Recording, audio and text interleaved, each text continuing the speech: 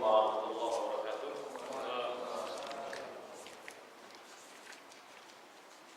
Innal hamdalillah nahmaduhu wa nasta'inuhu wa nastaghfiruh wa na'udzu billahi min shururi anfusina wa min sayyiati a'malina. Man yahdihillahu fala mudilla lahu wa man yudlil fala hadiya lahu. Wa asyhadu an la ilaha illallah wahdahu la syarika lahu wa asyhadu anna Muhammadan abduhu wa rasuluhu la nabiyya ba'dahu. Amma ba'd.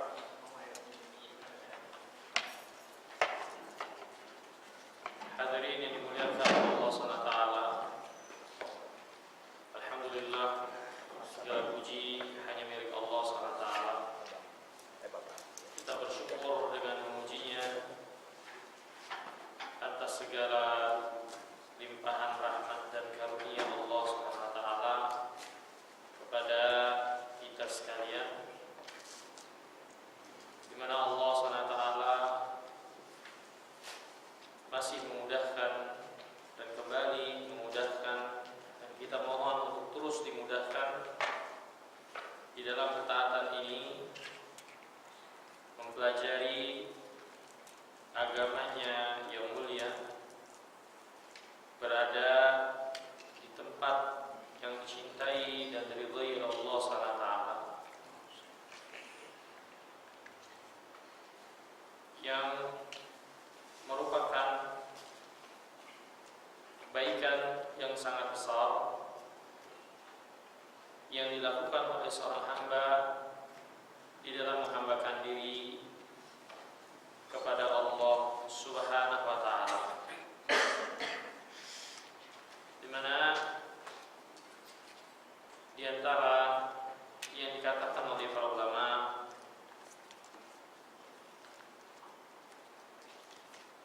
bahwasanya di antara talbis iblis, tipu daya syaitan yang sangat besar, di antaranya adalah menjadikan manusia terduduk, tidak berangkat, tidak beranjak untuk menuntut ilmu, mempelajari agama. Ini di antara tipu daya iblis yang besar pada manusia, menjadikan mereka jauh dari menuntut ilmu, dari belajar menuntut ilmu agama, sehingga mereka hidup menjalani kehidupannya tanpa petunjuk. Yang ini jelas sangat memudahkan bagi syaitan untuk menyesatkan dan membawa mereka kepada apa yang diinginkan oleh syaitan dari kesyirikan, bid'ah ataupun maksiat. Dan ilmu di antara perkara yang sangat besar yang menjadi faktor seseorang menjauhi keinginan-keinginan syaitan dari syirik, bid'ah ataupun ma'asi. Maka dengan terhalangnya seorang anak manusia dari ilmu, dia akan terhalang dari kebaikan yang sangat banyak.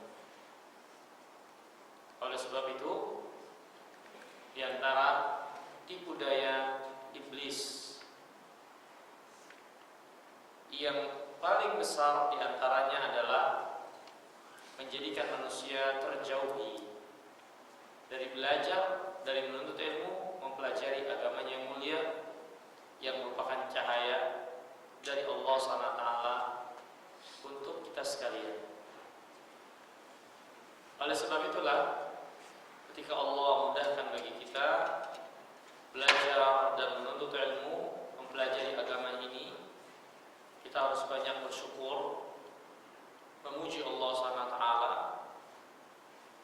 akan nikmat yang besar ini.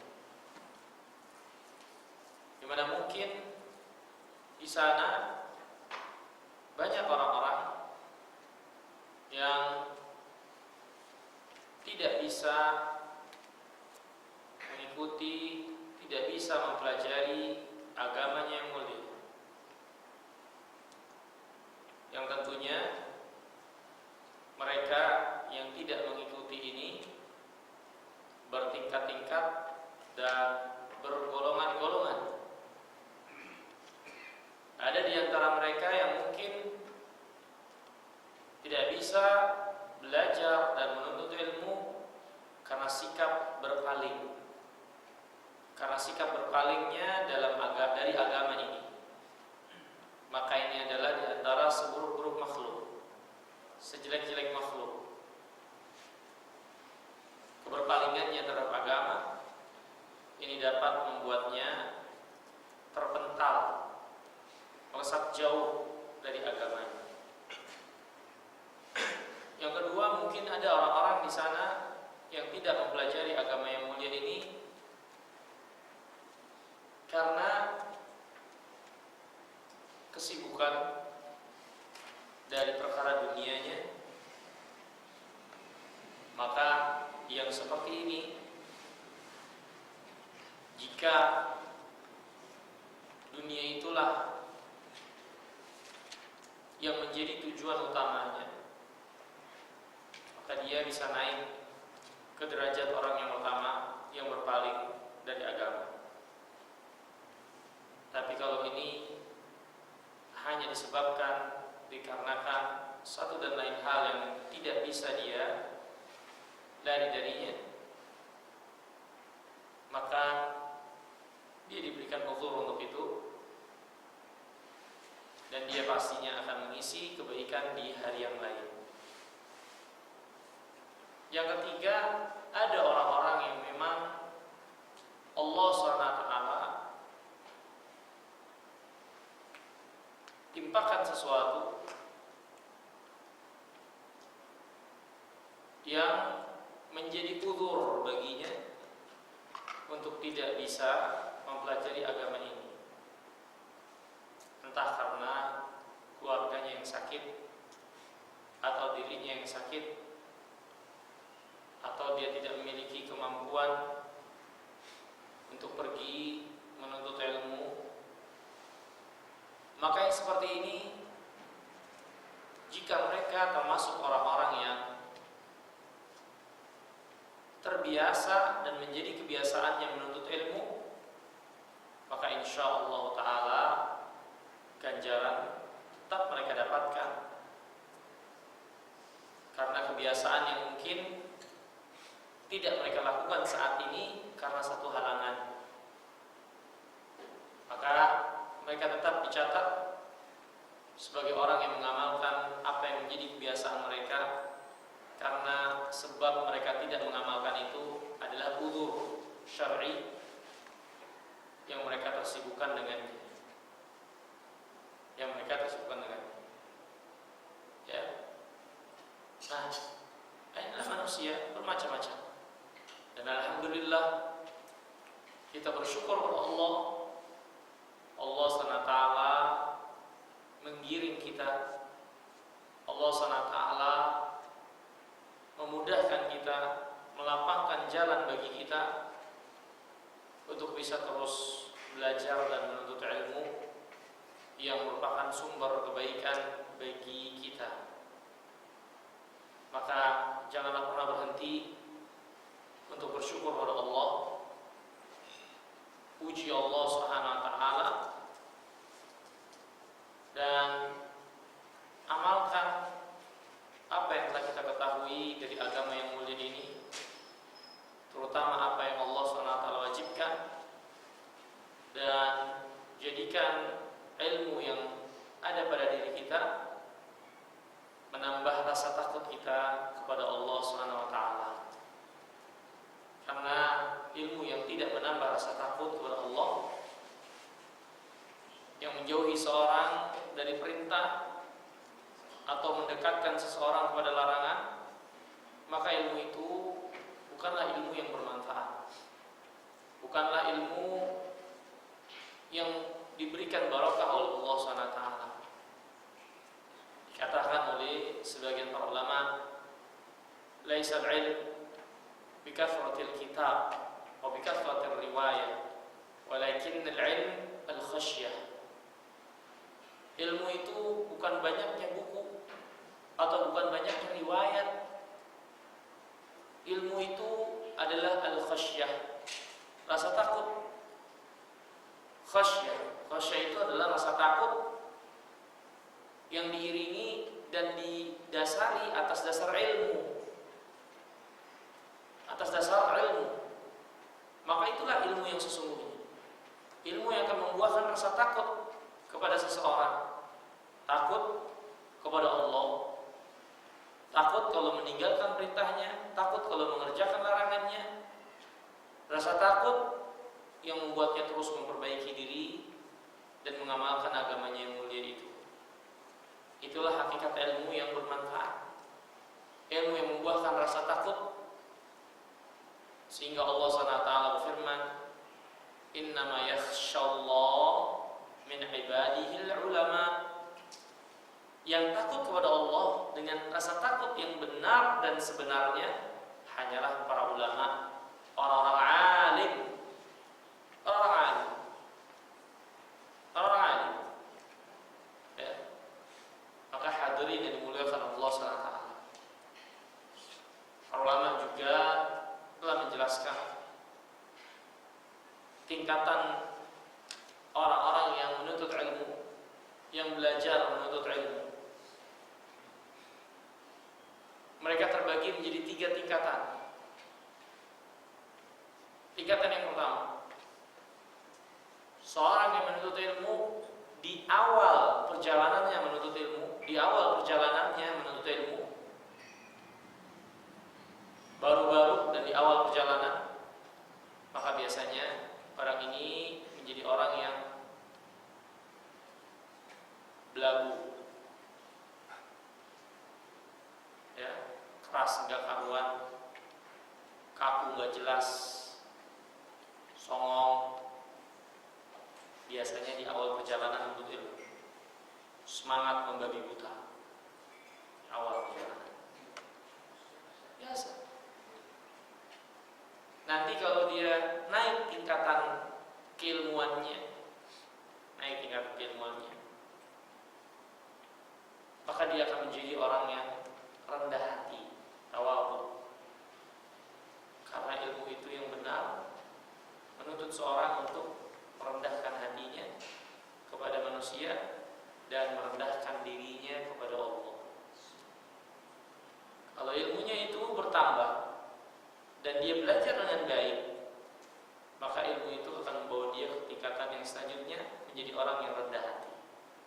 Tapi di awal perjalanannya biasanya songong, keras gak jelas, kaku, gak beralasan, semua ditabrak sama dia. Tingkatan yang ketiga, nah ini yang paling tinggi. Ketika seorang naik tingkatan dalam ilmunya, maka dia akan menjadi orang yang sadar akan ketidaktahuan dan minimnya ilmu yang dia miliki. Tingkatan yang paling tinggi, ya. Dia akan menjadi orang yang sadar akan dirinya yang penuh dengan kejahilan dan minimnya apa yang dimiliki dari ilmu. Tingkatan yang tinggi. Ini yang dikatakan oleh Imam Syafi'i rahimahullah, semakin aku menuntut ilmu, maka aku semakin tahu kebodohanku, semakin kenal, semakin paham kebodohanku. Ini semakin merasa bodoh. Ini tingkatan tinggi. Imam Syekh Al-Albani rahimahullah ketika dipuji-puji oleh muridnya Abu Ishaq Huwaini ketika muridnya ini mengatakan, "Syekh, terima kasih atas jasamu. Kami mengambil banyak manfaat darimu, terutama dalam hadis dan seterusnya." Dipuji-puji. Syekh tidak menjawab kecuali mengatakan, "Innama ana tuwailibul ilm." Aku tidak lain hanyalah seorang penuntut ilmu yang kecil. Penuntut ilmu kecil. Syekh Albani. Ya, nggak bisa kita bayangkan ilmunya. Tapi keluar dari mulutnya, "Aku hanyalah penuntut ilmu yang kecil." Ya, Syekh Albani. Beda coba sama yang baru belajar. Seolah-olah di atas Albani. Syekh Albani dikritik, Syekh Utsaimin dikritik, Syekh bin Baz dikritik. Gunung ditanduk sama dia. Biasa. Tanduknya baru numbuh, gatal. Pengen diasah. Ya. Begitulah ilmu.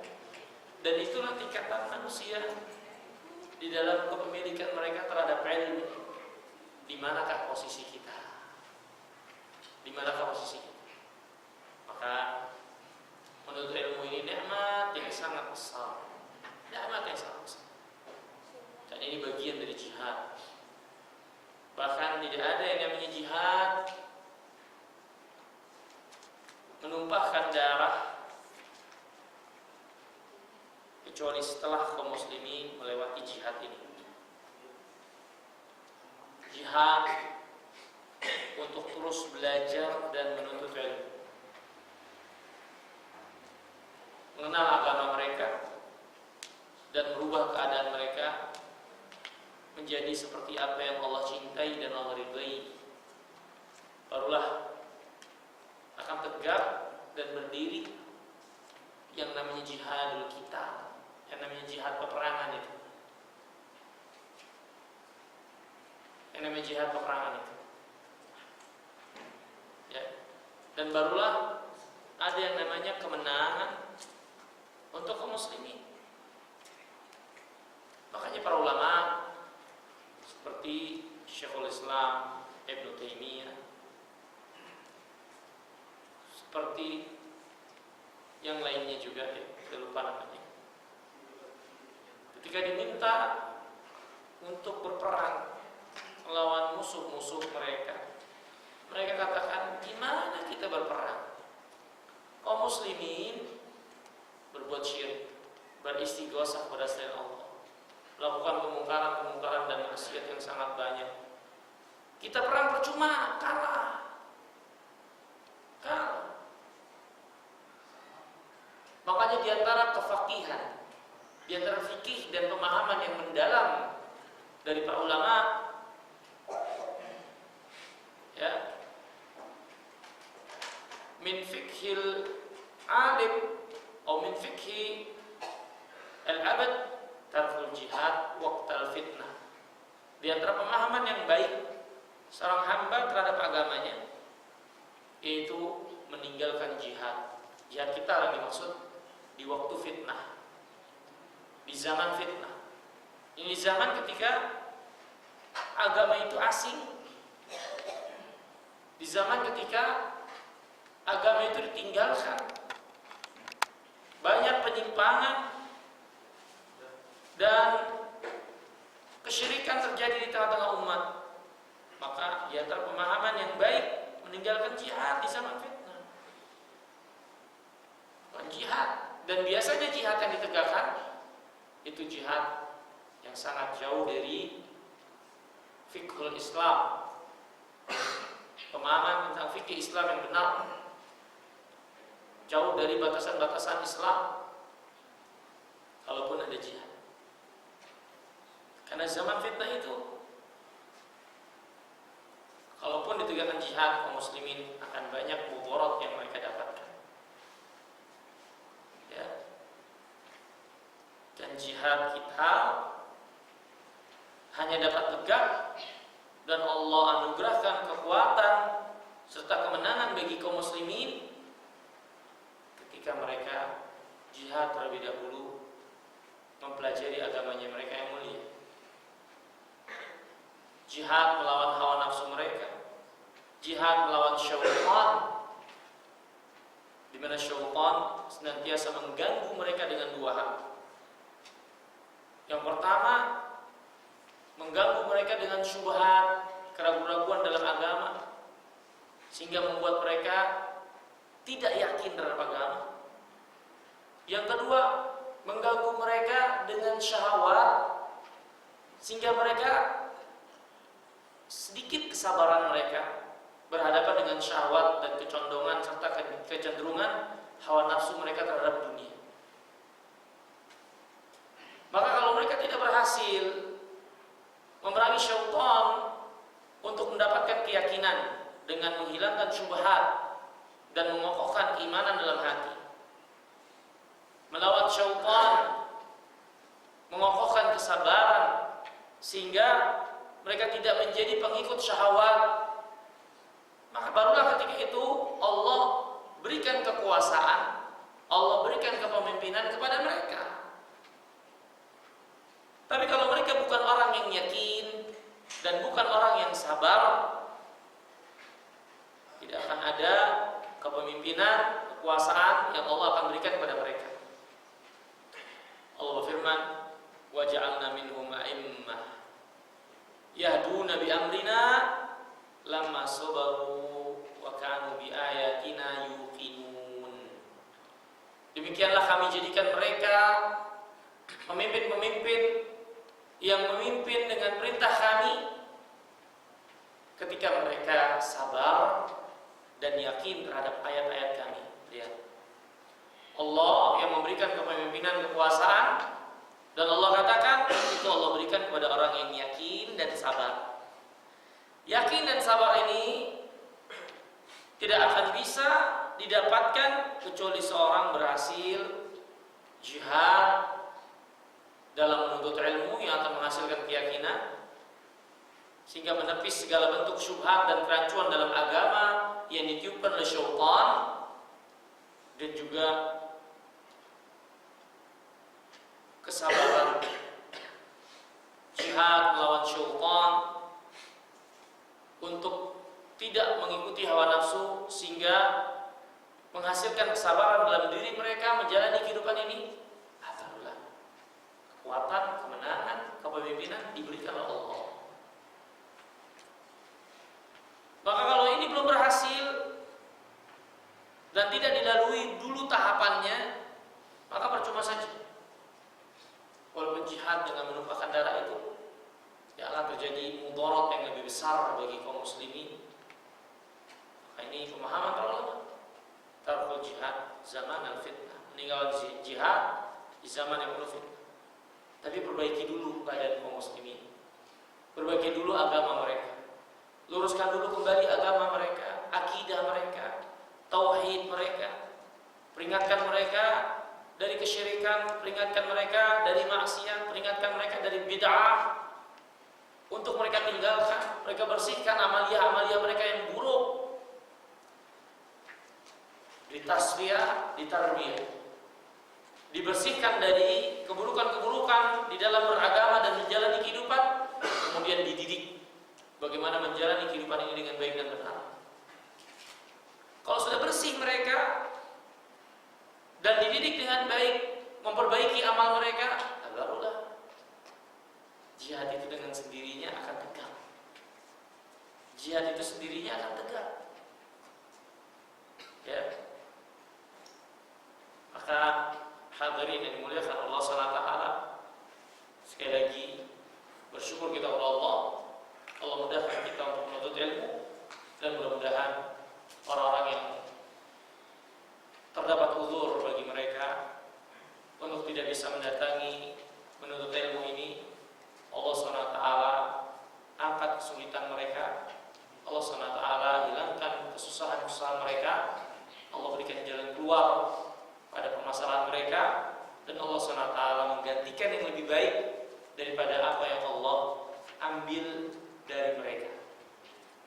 Dan yang kita pahami kita yakini tidaklah Allah mengambil atau menghalangi sesuatu dari dunia untuk hambanya, melainkan Allah akan ganti dengan yang lebih baik. Ketika Allah tutup satu pintu bagian dari dunia atau halangi dia dari satu bagian dunia, Allah akan gantikan dengan yang lebih baik. Itu yang kita yakini dan kita pahami. Karena Allah firman, inna ma'al usri yusran, inna ma'al usri yusran. Dan sesudah kesulitan akan ada, bukan, bersama kesulitan itu ada kelapangan. Bahkan bersama satu kesulitan ada dua kemudahan. Bersama satu kesulitan ada dua kemudahan. Ya. Dan ketika Allah tutup atau halangi seorang dari satu bagian dari dunianya, Allah akan bukakan pintu-pintu yang lainnya yang lebih baik. Pasti. Ya, kita yakini itu. Kita yakini. Nah, kita berdoa kepada Allah SWT memberikan ganti yang lebih baik pada orang-orang yang mungkin Allah kurangi dan Allah halangi dari salah satu bagian dari dunianya, dan Allah SWT Maha mendengar dan mengabulkan doa hamba-hambanya. Hadirin yang dimuliakan Allah, kisah kita masih berkaitan dengan perjalanan ikhwan al-qiradata wal khanazir. Ikhwan al-qiradah wal khanazir, kisah saudaranya monyet dan babi. Itu Yahud. Ya. Yahudi ini saudaranya monyet dan babi. Karena di antara mereka ada orang-orang yang Allah ubah jadi monyet dan babi. Maka Yahudi itu saudara-saudaranya. Saudaranya monyet dan babi. Ya. Salah kalau kita mengatakan mereka anak cucunya monyet dan babi, salah. Karena yang Allah ubah menjadi monyet dan babi itu musnah sudah. Kan tidak Allah ubah semuanya. Dan tidak beranak cucu. Kalau beranak cucu berarti ya anaknya gak juga sama monyet. Tapi mereka ikhwan al-qiradati wal khanazir. Terakhir sampai kisah Ashabus Sabat menjelaskan kepada kita hakikat siapa sebenarnya orang Yahudi itu. Bagaimana keadaan mereka di hadapan Allah ketika menghadapi atau mensikapi Allah. Bagaimana keadaan mereka dengan para malaikat, sikap mereka kepada malaikat seperti apa? Bagaimana sikap mereka kepada para nabi dan rasul? Bagaimana sikap mereka kepada nabi mereka sendiri Musa alaihi wassalatu wassalam? Bagaimana sikap mereka kepada Nabi Isa ibn Maryam alaihi wassalatu wassalam? Ya. Dan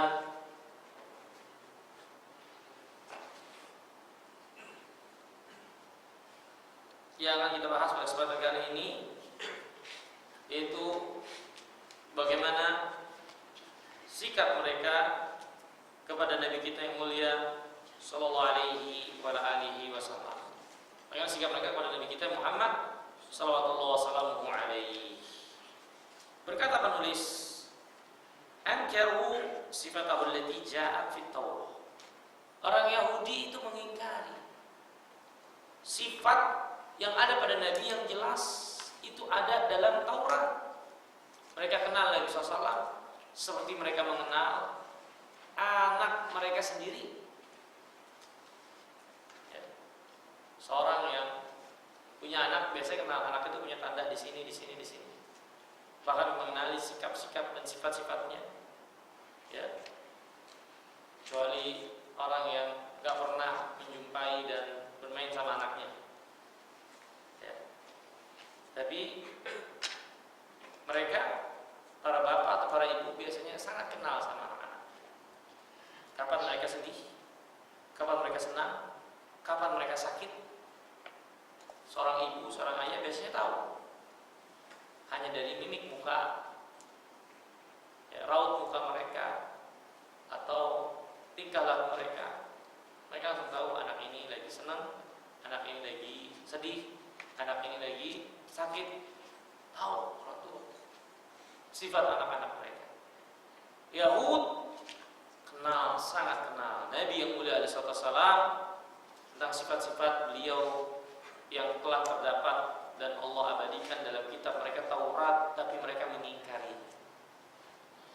Dalam surah Al-Baqarah ayat 101, "Walamma ja'ahum rasulun min 'indillah musaddiqun lima ma'ahum nabada fariqun minal ladzina utul kitaba kitaballahi wara'a dhuhurihim ka'annahum la ya'lamun wattaba'u ma tatlu asyayatin ala mulki Sulaiman." 101 dan 102. Ketika datang kepada mereka orang Yahudi utusan Allah dari sisi Allah, membawa risalahnya, membenarkan apa yang ada pada mereka, maka sebagian mereka melempar, ya, maka sebagian dari Alkitab itu melempar kitab Allah di belakang mereka. Yani kitab itu Allah turunkan untuk jadi pemimpin. Yang memimpin kita, mengarahkan kemana kita berjalan di dunia ini, bagaimana kita bersikap di dunia ini. Maka Ahlul Kitab datang kebenaran, mereka ingkari. Mereka lebih memilih apa yang ada pada mereka dari akal mereka, adat mereka, kebiasaan mereka, ketidaksukaan mereka, hawa nafsu mereka. Maka kitab itu yang harusnya ada di depan, harusnya yang ada di depan menjadi pemimpin yang memimpin, mengarahkan jalan dan sikap dalam menjalani hidup, maka mereka letakkan di belakang. Dan mereka lebih memilih hawa nafsu mereka, lebih memilih bimbingan bukan dari apa yang datang dari kitab mereka. Ini mereka melemparkan kitab mereka ke belakang. Karena hum la ya'lamun, soalnya mereka nggak tahu tentang Rasul dan sifat-sifatnya yang telah dijelaskan dalam kitab. Padahal mereka tahu itu yang harus mereka imani, yang ditunjukkan oleh kitab mereka. Dan mereka mengikuti apa yang dibacakan oleh syaitan pada kerajaan Sulaiman. Hadirin yang dimuliakan Allah. Terdapat pelajaran kehidupan yang sangat penting dalam kisah sihir ini. Ini kita akan baca nanti. Kisah ini kita akan baca setelah ini. Tapi karena ini ada kaitannya dengan pelajaran yang kita pelajari pada saat ini, yang mungkin juga akan kita ulang, tapi kita akan sebutkan di kesempatan kali ini. Di mana kisah ini menjelaskan kepada kita sekalian bahwasanya orang Yahudi itu mengingkari apa yang dibawa oleh Rasulullah, kerasulan beliau, kebenaran beliau yang datang dari sisi Allah. Padahal sifat-sifat dan keterangan siapa beliau sudah dijelaskan dalam kitab mereka, yang tidak bisa ditolak, tidak boleh dan tidak mungkin dipungkiri kalau Muhammad SAW benar utusan Allah, tapi mereka mengingkarinya dan tidak mau mengikuti apa yang datang dari kitab mereka. Padahal mereka paham dan tahu, padahal mereka mampu dan seharusnya mereka mengikuti kitab mereka. Mereka berilmu untuk itu. Yang pertama. Yang kedua, dan ini yang juga penting dari kisah ini, ya, sebuah kaidah yang dijelaskan para ulama. Kaidah hidup dan menjalani kehidupan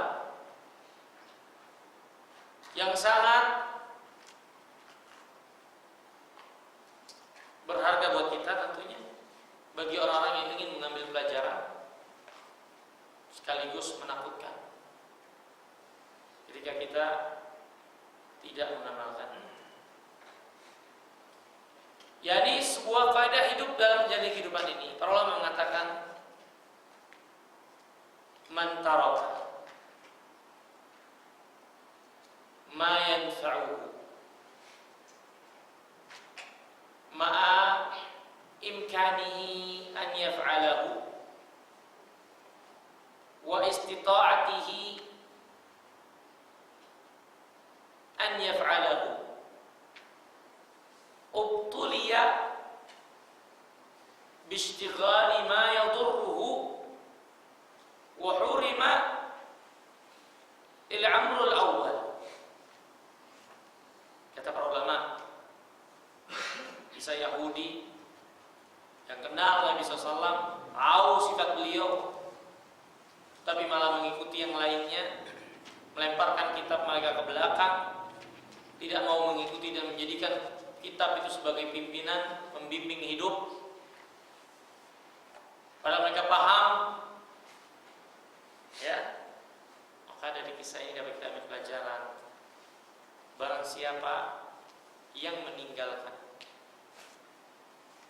sesuatu yang bermanfaat baginya, dan gak ada yang lebih bermanfaat dari syariat, gak ada yang lebih bermanfaat dari syariat, gak ada yang lebih bermanfaat dari apa yang datang dari Allah dan Rasulnya. Barang siapa yang meninggalkan sesuatu yang bermanfaat, padahal dia mampu untuk melaksanakannya, gak ada halangan untuk melakukannya, tapi dia meninggalkan, maka dia akan ditimpakan, dia akan diuji dengan tersibukkan dan disibukkan dengan sesuatu yang mudarat baginya. Bahkan dia diharamkan dengan manfaat yang pertama itu yang tadinya dia tahu, yang dia sia-siakan. Barang siapa yang meninggalkan sesuatu yang bermanfaat di hadapannya, padahal dia bisa untuk melakukannya, gak ada halangan, tapi dia tinggalkan, maka dia akan ditimpakan oleh Allah ujian dengan tersibukkan atau disibukkan dengan sesuatu yang mudarat, justru mudarat baginya, dan diharapkan dari kemanfaatan yang pertama itu. Ini Yahud, dia di hadapannya ada din, ada kitab, dia kenal agama, dia paham, dia tahu itu baik, dia tahu itu Rasul, datang dari sisi Allah, dan sangat memungkinkan dia untuk beriman, tapi mereka nggak mau, mereka tinggalkan.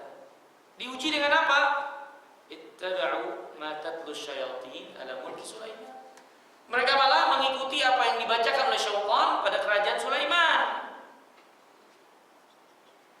Bukannya mengikuti kitab yang datang dari Allah, malah ngikutin syaitan. Inilah ganjaran orang yang berpaling dari Alkitab, yang itu bermanfaat baginya, hidayah dan petunjuk, padahal dia mampu untuk melakukannya, malah sibuk dengan apa yang dibacakan oleh syaitan.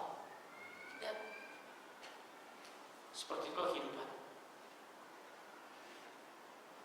Ya. Allah firman tentang munafiqin, dzalika bi annahum amanu tsumma kafaru fatubi'a ala qulubihim. Orang munafik, kenapa mereka Allah tutup hati mereka? Yang demikian itu dikarenakan tadinya mereka beriman, kemudian mereka kafir, maka Allah tutup hati mereka. Gimana sudah menyapa, gimana sudah mereka rasakan ada di hadapan mereka, jelas mereka lebih memilih kekufuran, Allah tutup hati mereka. Ka'annahum la yafqahun, seolah-olah mereka bukan orang yang paham, nggak paham dan nggak ngerti. Padahal mereka tahu hidayah kebenaran itu di depan mereka. Mereka mampu untuk melakukannya. Tapi apalah daya ketika mereka lebih memiliki kesesatan. Falamma zagu azaghallahu qulubahum. Ketika mereka sesat dan condong pada kesesatan, Allah sesatkan mereka. Ini hadirin yang dimuliakan Allah. Jangan tinggalkan apa yang telah kita ketahui, apa yang telah kita pahami dari kebenaran, dari kebaikan, dari ketaatan, apalagi itu apa yang Allah wajibkan. Sehingga akhirnya kita tersibukkan dan disibukkan dan diuji oleh Allah dengan sesuatu yang justru mudarat bagi kita.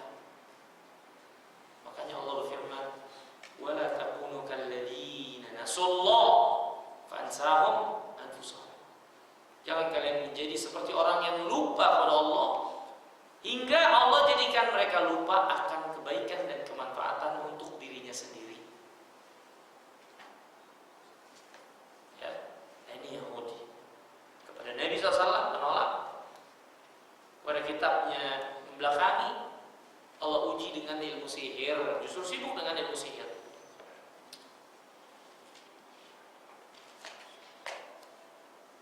Dan belum 2 menit.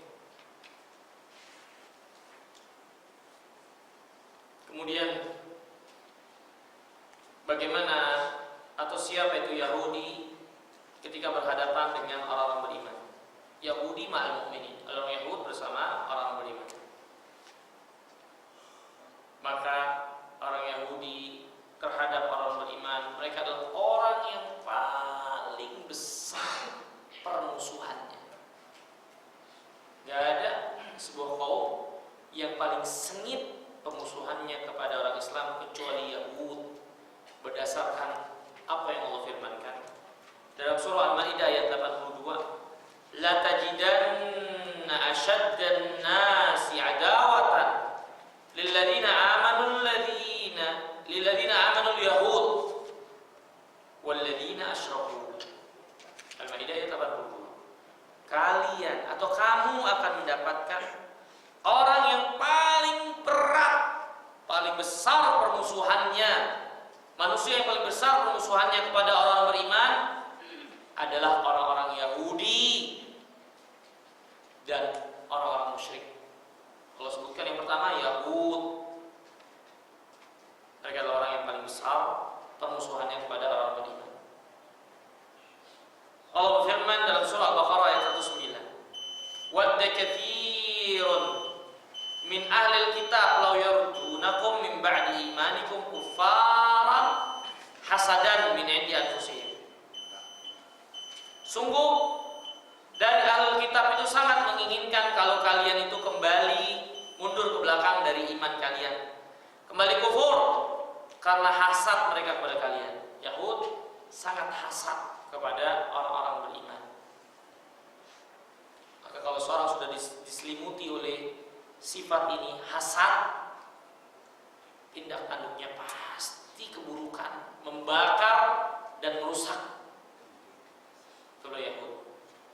Dan mereka kepada orang beriman seperti itu, merusak, membakar, dan ingin kaum muslimin itu terjadi kekacauan di tengah-tengah mereka. Itu Yahudi. Kita azan terlebih dahulu.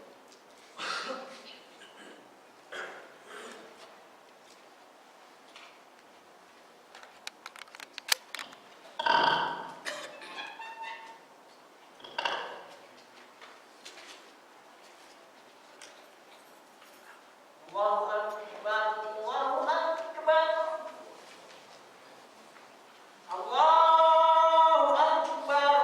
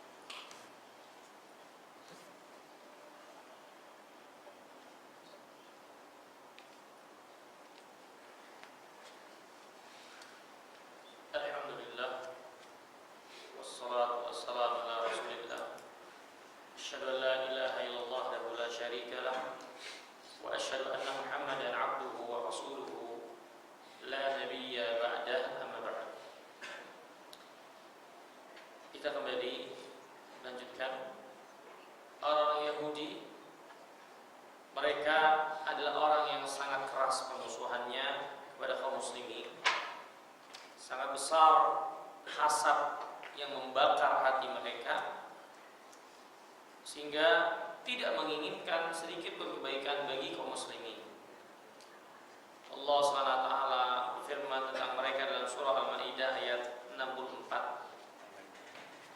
Kullama awqadu naran lil harb adfa'aha Allah wa yas'auna fil ardi fasadan wallahu la yuhibbul mufsidin. Setiap mereka hendak membakar api peperangan, maka Allah padamkan api peperangan itu. Dan mereka adalah orang-orang yang berusaha keras untuk berbuat kerusakan di muka bumi, dan Allah tidak mencintai orang-orang yang berbuat kerusakan. Ya. Sampai-sampai kata penulis, "Ma min harbin tashta'il ala wajhil ard wa ma min fasadin yaqa' fil ard illa kana wara'ahu al-yahud." Tidak ada satupun peperangan yang berkecamuk di atas permukaan bumi ini.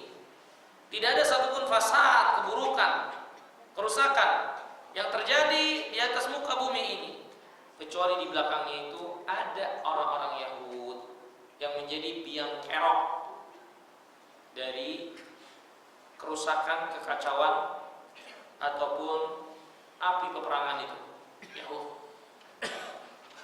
Yahudi ada di balik itu semua.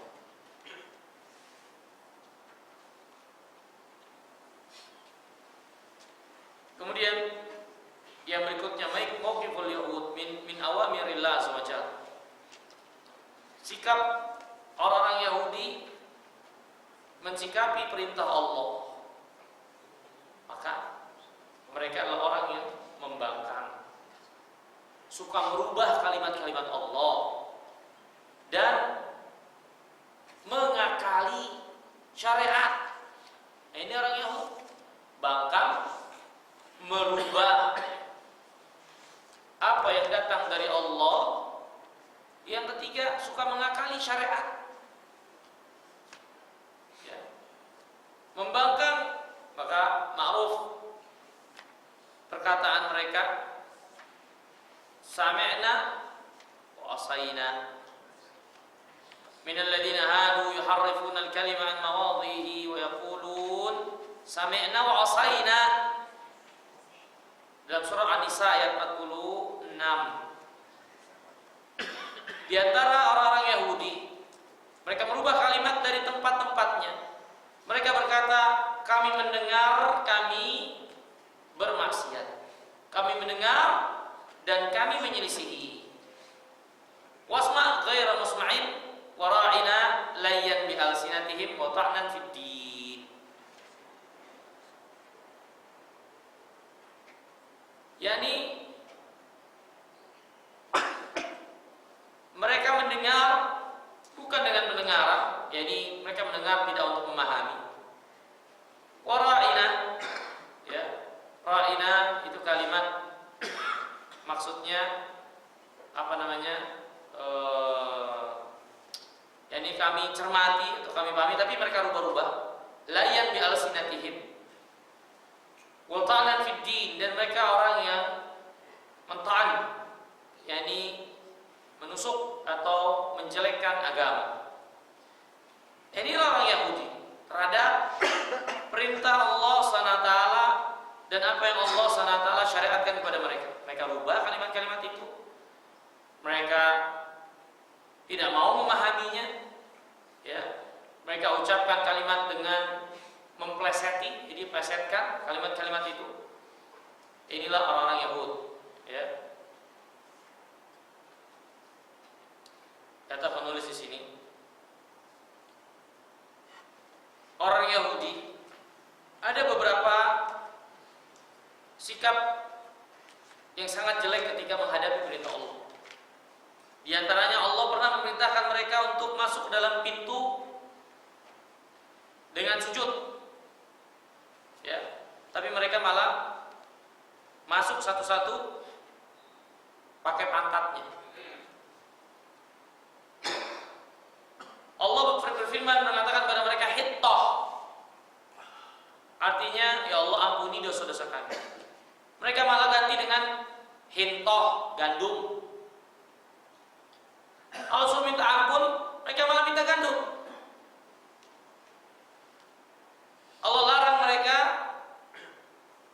mengambil ikan di hari Sabtu, diakalin syaratnya. Ditaruh jaring Jumat, ya, Sabtu ikan masuk, Minggu diangkat semua ikan. Ya, diakalin syariat. Ini Yahud, kaum yang sangat brengsek. Ya, brengseknya udah nggak kepalang tanggung, parah. Kemudian di antara siapa itu Yahud, ya, yang menunjukkan siapa itu sejatinya Yahud, selain dari sikap-sikap mereka pada perintah Allah, pada orang beriman, pada Allah sendiri, pada malaikat dan seterusnya, maka di antara sifat Yahudi yang menunjukkan siapa hakikatnya mereka adalah kaum pengkhianat, curang, dan suka mengingkari janji. Ini Yahudi, pengkhianat, curang, dan mengingkari janji. Pelajaran agar kita jangan sampai jadi seperti mereka. Allah berfirman dalam surah An-Nisa ayat 155, "Fabima naqdihim mitsaqahum wa kufrihim bi ayatillah wa qatlihimul anbiya bighairi haqq." Dan karena mereka mengingkari janji mereka yang Allah telah ikat kepada mereka, maka mereka asatidatun fil ghadar wal khiyanah wa naqdil uhud wal mawathi. Mereka adalah ustaz di dalam kecurangan, pengkhianatan, dan melanggar janji yang telah diikat. Ya, mereka ustaznya Yahud. Contoh yang sangat jelas pada zaman Nabi SAW, ini kisah perang Ahzab, di mana peperangan ini terjadi karena orang Yahudi melanggar perjanjian kepada Nabi SAW, atau Yahudi melanggar perjanjian untuk sama-sama membentengi kota Madinah dari serangan. Mereka justru menusuk dari belakang dan membantu orang-orang kafirin. Ya, itu terjadi perang Ahzab. Kemudian di antara sifat mereka, Yahud adalah kaum yang kental dengan sihir. Yahudi adalah kaum yang kental dengan sihir Yahudi. Ya, banyak di antara mereka yang ahli sihir.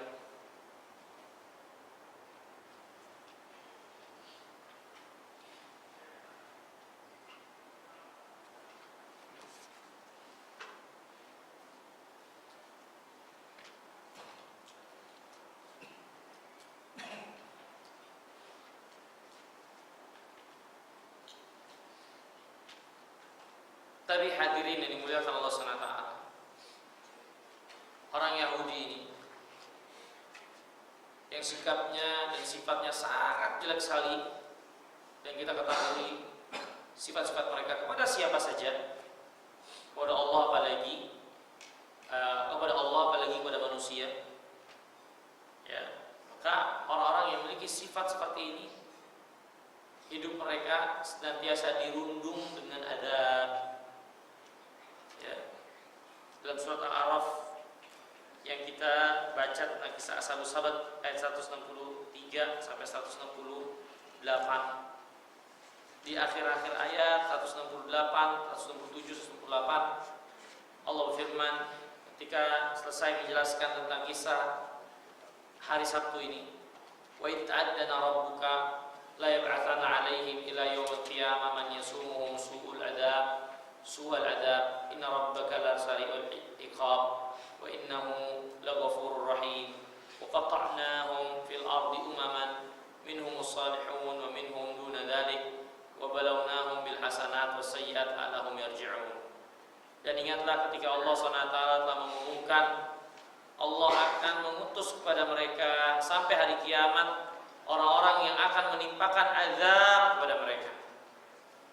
Orang Yahudi itu akan senantiasa dikalahkan dan azab akan menimpa mereka. entah melalui tangan kaum muslimin atau yang lainnya dari umat-umat yang lain. Ya. Dan Allah Maha cepat hisabnya. Allah Maha pengampun lagi Maha penyayang. Dan kami cerai-beraikan mereka menjadi golongan-golongan. Ini Yahud. Allah ceraikan mereka menjadi bergolongan-golongan. Ya, ini diantara sebabnya adalah keburukan-keburukan mereka yang menjadi sikap mereka menjalani kehidupan yang sementara ini. Ya. Inilah orang-orang Yahud. Inilah orang Yahudi. Visual ada yang ditanyakan mungkin? Ada yang ditanyakan?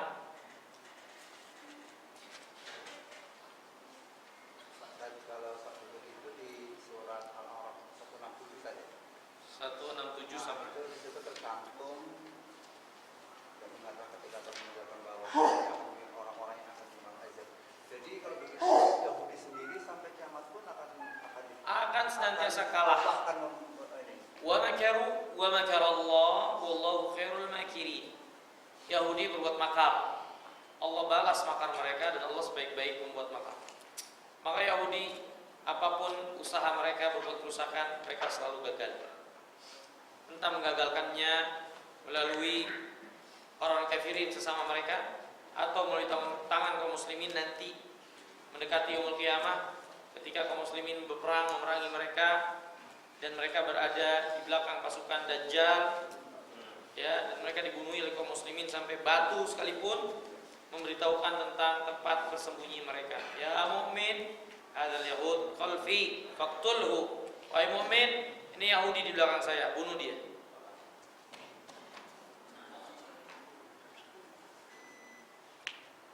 Assalamualaikum warahmatullahi wabarakatuh. Apakah jika orang yang sedang berbuat maksiat termasuk melupakan Allah? Orang berbuat maksiat melupakan Allah enggak? Kalau ingat dia enggak bakal maksiat. Kalau ingat dia enggak bakal maksiat. Ya, ada orang berzina, astagfirullah, sambil berzina. Enggak bakal gitu. Ya. Kalau ada yang seperti itu, maka orangnya sangat-sangat jelek sekali. Ya, orang yang bermaksiat itu lupa kepada Allah SWT.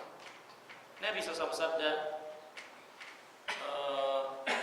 la yasrik as-sarik hina yasrik wa huwa mu'min, la yazni az-zani hina yazni wa huwa mu'min. Tidaklah mencuri seorang pencuri ketika mencuri dalam keadaan beriman. Tidaklah berzina seorang berzina, tidaklah berzina seorang pezina kecuali tidaklah berzina seorang berzina dalam keadaan beriman.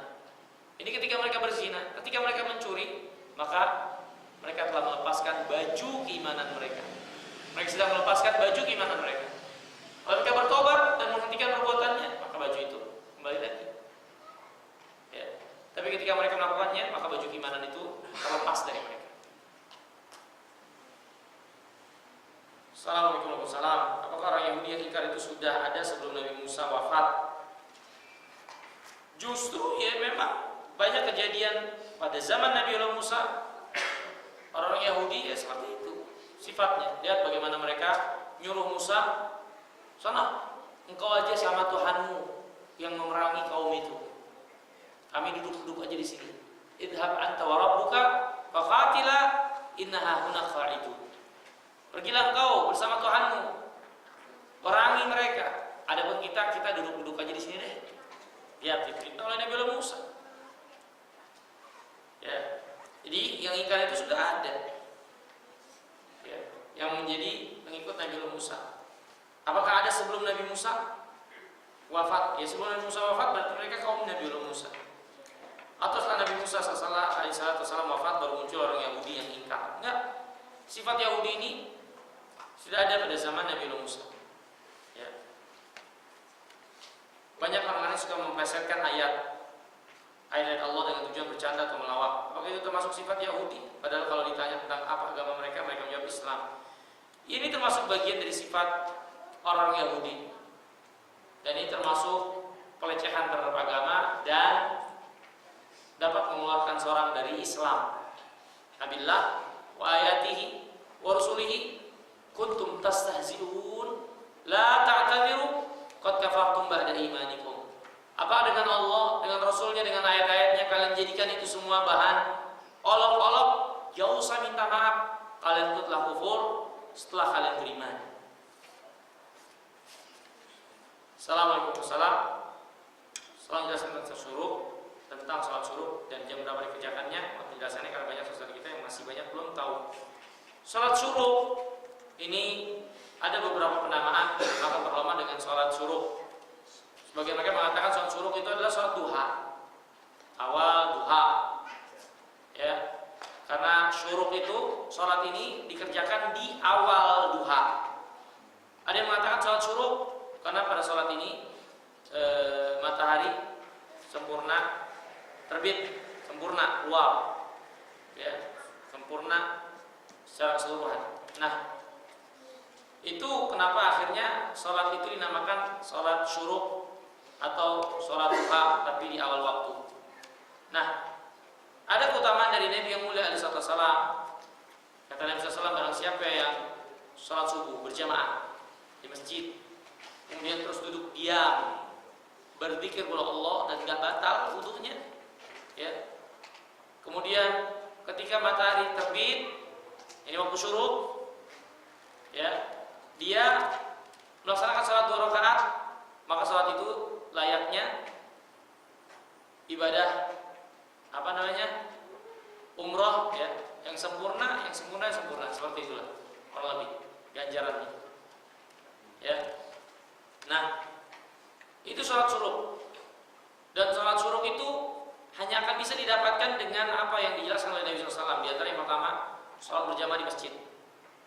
Kalau di rumah enggak, sholat berjamaah di masjid. Yang kedua, setelah sholat berjamaah di masjid, tidak beranjak dari masjid, diam dan terus berzikir, banyak mengingat Allah SWT. Ya. Kemudian yang ketiga, ketika matahari terbit sempurna, ini waktu syuruk, dia melaksanakan sholat 2 rakaat, maka dia dapatkan pahala seperti yang disebutkan oleh Nabi SAW tersebut. Itu sholat syuruk. Adapun waktunya maka berbeda-beda dari satu hari ke hari yang lainnya. Sekarang subuhnya 4:30. Waktu syuruknya kira-kira kurang lebih sejam atau sejam lebih dikit atau kurang, matahari terbit sempurna. Ya, dan itu awal duha kata ulama. Awal duha. Jadi nggak bisa kita tentuin kapan waktunya syuruk itu. Jadi berbeda kan perjalanan matahari, kayak kita nih sekarang isya 7:30, kemarin jam 7, sebelumnya lagi jam 7 lewat dikit. Seperti itu. Jadi waktu syuruk nggak bisa ditentukan secara khusus. Yang paling penting kalau mau diamalkan, sholat berjamaah di masjid, kemudian selesai sholat jangan beranjak dari masjid dan terus berzikir kepada Allah, tidak batal wudunya. Kemudian ketika matahari sempurna terbit, melaksanakan sholat 2 rakaat, maka itulah yang akan mendapatkan ganjaran yang sempurna di sisi Allah SWT. Fi soal lagi.